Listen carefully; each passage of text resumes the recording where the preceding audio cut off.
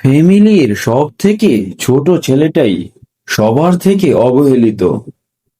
ছোট ছেলেটি নিজেকে হাল ধরার আগে ফ্যামিলির হাল ধরতে হয়। মা বাবাকে কাছে টেনে নিতে হয়। ফ্যামিলির বড় ছেলেরা কখনো মা বাবার দায়িত্ব নেয় না। তারা সব সময় তাদের ফ্যামিলি নিয়ে ব্যস্ত। তারা শুধু নিজের স্বার্থের কথাই ভাবে, কখনো মা বাবার দায়িত্ব নেয় না। আর ফ্যামিলির ছোট ছেলেটাই শুধু মা বাবার কথা চিন্তা করে। ফ্যামিলির ছোট ছেলেরাই তাদের মা বাবাকে অনেক ভালোবাসে, সব সময় আগলে রাখে মা বাবাকে।